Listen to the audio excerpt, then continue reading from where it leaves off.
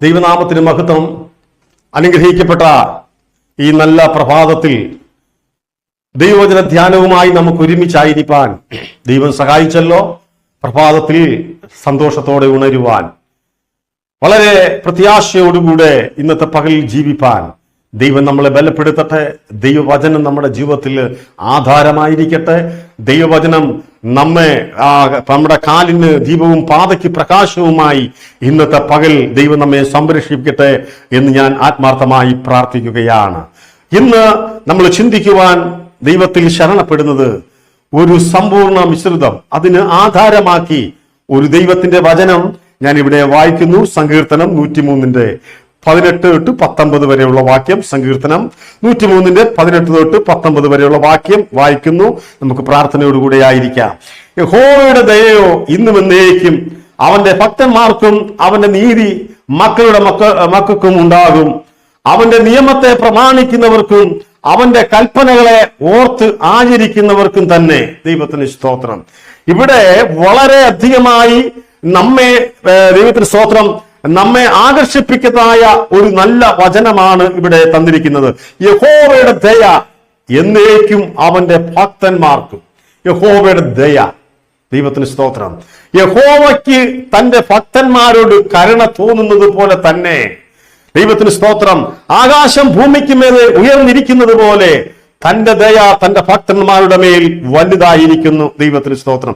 എന്താണ് ദൈവത്തിന് സ്തോത്രം? ദൈവത്തിന്റെ അനുഗ്രഹങ്ങൾ, ദൈവത്തിൻ്റെതായിരിക്കുന്ന നന്മകൾ. ദൈവത്തിന് സ്തോത്രം.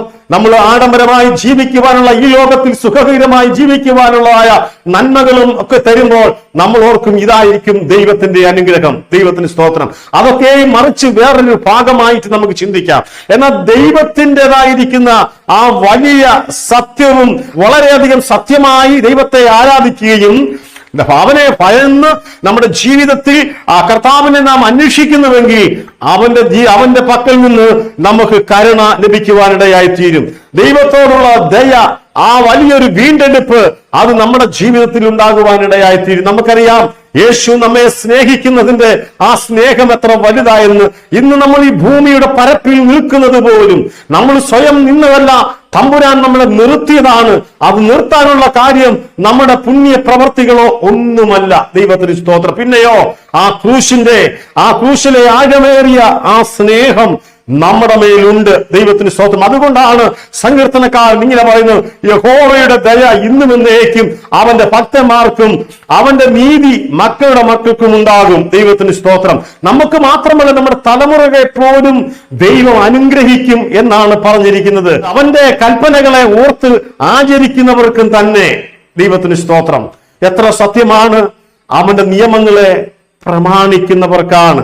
നമുക്കറിയാം ദൈവത്തെ ഭയത്തോട് വിറയലോടും കൂടെ, ദൈവത്തിന് സ്തോത്രം, ദൈവത്തെ കാണേണ്ട രീതിയിൽ, ദൈവത്തെ ആരാധിക്കേണ്ട രീതിയിൽ നാം ആരാധിച്ചു കഴിഞ്ഞാൽ, ദൈവത്തിന് സ്തോത്രം, ഇവിടെ പറയുന്നത് ദൈവത്തിന് സ്തോത്രം, അവന്റെ കരുണ നമുക്ക് ലഭിക്കുവാനിടയായി തീരും. അവന്റെ സ്നേഹം നമുക്ക്, അവന്റെ ദയ ഒക്കെ നമുക്ക് ലഭിക്കും. അനുകമ്പ ലഭിക്കും. അത് മാത്രമല്ല, ദൈവത്തിന് സ്തോത്രം, പിതൃ സ്നേഹം നമുക്ക് ലഭിക്കുവാനിടയായി തീരും. ഇതിൽ കൂടുതൽ എന്താണ് അനുഗ്രഹം? ദൈവം നമ്മെ സ്നേഹിക്കുന്നുണ്ടെങ്കിൽ അത് വലിയ അനുഗ്രഹമല്ലേ?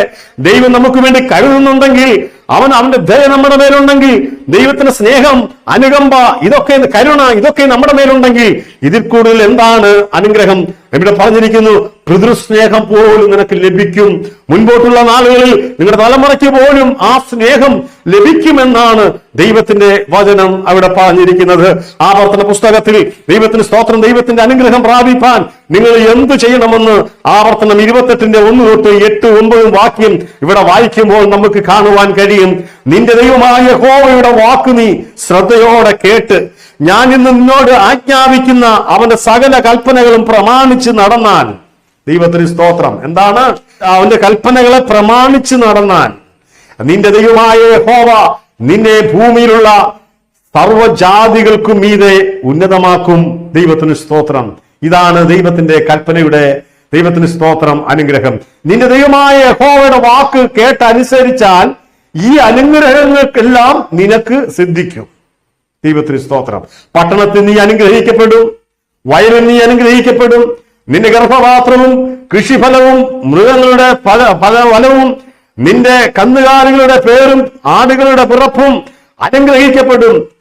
നിന്റെ കുട്ടയും മാവും കുഴയ്ക്കുന്നതായ തൊട്ടിയും അനുഗ്രഹിക്കപ്പെടും. അകത്തു പോകുമ്പോൾ നീ അനുഗ്രഹിക്കപ്പെടും, പുറത്തു പോകുമ്പോൾ നീ അനുഗ്രഹിക്കപ്പെടും. പ്രിയ ദൈവമക്കളെ, ദൈവത്തിന് സ്തോത്രം. യഹോവ നിന്റെ കളപ്പുരകളെ ദൈവത്തിന് സ്തോത്രം അനുഗ്രഹിക്കും.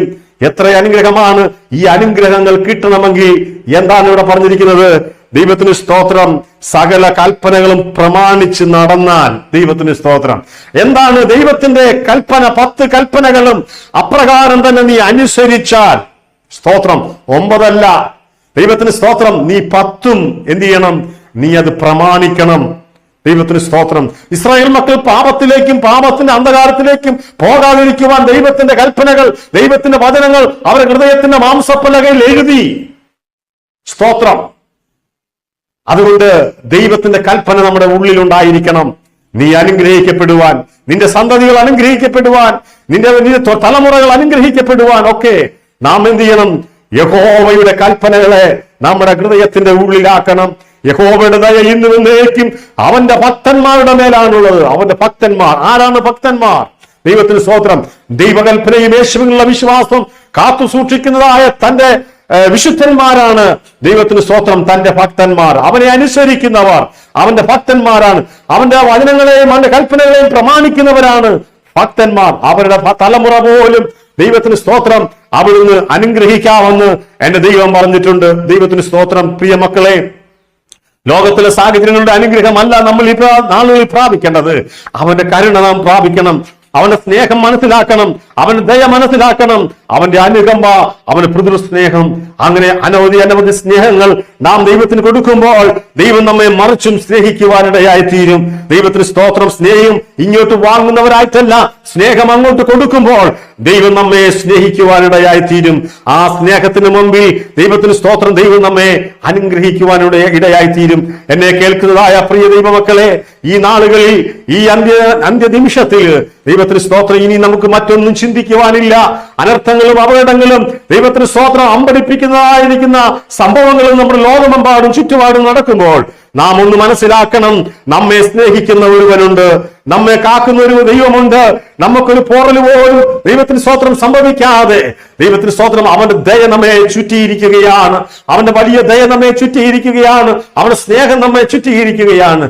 അതുകൊണ്ട് അവന്റെ സ്നേഹത്തിൽ നമുക്ക് വളരാം. ദൈവത്തിന് സ്തോത്രം. അതുകൊണ്ട് നമുക്കൊന്നും ഭയപ്പെടേണ്ട. ദൈവം നമ്മോട് കൂടെയുണ്ട്. യഹോവ എന്റെ ബലം, യഹോവ എന്റെ ജീവന ബലം, ഞാൻ ആരെ പേടിക്കും? ദൈവത്തിന് സ്തോത്രം. അതുകൊണ്ട് ആ ഭയമില്ലാതെ നമുക്ക് മുൻപോട്ട് പോകാം. നമുക്ക് ഭയമുണ്ടെങ്കിൽ നമ്മൾ ദൈവത്തിൽ മാത്രം ഭയന്നാൽ മതി. ദൈവത്തിന് സ്തോത്രം. അങ്ങനെ ആകുമ്പോൾ ദൈവം നമ്മെ സ്നേഹിക്കുവാനിടയായി തീരും. ആ ദൈവത്തിൽ ആശ്രയിച്ചുകൊണ്ട് ഇനിയുള്ളതായിരിക്കുന്ന ശിഷ്ടകാലങ്ങൾ നമുക്ക് മുൻപോട്ട് പോകാം. എന്നെ കേട്ടുകൊണ്ടിരിക്കുന്ന എല്ലാ ദൈവമക്കളെയും ഈ പ്രഭാതത്തിൽ അനുഗ്രഹിക്കട്ടെ. ഈ വചനം നിങ്ങളെ അനുഗ്രഹിക്കുമാറാകട്ടെ എന്ന് പ്രാർത്ഥിക്കുന്നു. നമ്മുടെ കണ്ണുകളെ അടയ്ക്കാം, നമുക്ക് പ്രാർത്ഥിക്കാം. ഞങ്ങളെ ക്രിസ്തുയേശുവിൽ കൂടെ അതിവാത്സല്യമായി സ്നേഹിക്കുന്ന ദൈവമേ, സ്വർഗത്തിലെ നല്ല പിതാവേ, അനുഗ്രഹിക്കപ്പെട്ട ഈ നല്ല പ്രഭാതത്തെ ഓർത്ത് ഞങ്ങൾ നന്ദിയോടെ സ്തോത്രം. കർത്താവേ, ഏഴകളായിരിക്കുന്ന ഞങ്ങൾ ദൈവത്തെ ഭയന്നുകൊണ്ട് കർത്താവെ വിറയലോടും ഭയത്തോടും കൂടെ നിന്നെ സേവിപ്പാൻ, നിന്റെ കൽപ്പനകളെ അനുസരിക്കുമ്പോൾ നീ ഞങ്ങൾക്ക് ദയയും സ്നേഹവും കരുണയും പിതൃസ്നേഹവും ഒക്കെ ഞങ്ങൾക്ക് നൽകുമെന്ന് നിന്റെ വചനത്തിൽ പറയുന്നു. അതുകൊണ്ട് അപ്രകാരം മുമ്പോട്ട് പോകുമ്പോൾ ഞങ്ങളെ അവിടുന്ന് ബലപ്പെടുത്തണം, ശക്തീകരിക്കണം. കേട്ടുകൊണ്ടിരുന്നതായിരിക്കുന്ന എല്ലാ ദൈവമക്കളെയും അവിടുന്ന് അനുഗ്രഹിക്കണം. അവിടുന്ന് പ്രാർത്ഥന കേട്ടതിനായി സ്തോത്രം. യേശു ക്രിസ്തുവിൻ ധന്യമുള്ള നാമത്തിൽ തന്നെ ആമേൻ. ദൈവം ഈ പ്രഭാതത്തിൽ എല്ലാവരെയും അനുഗ്രഹിക്കുമാറാകട്ടെ.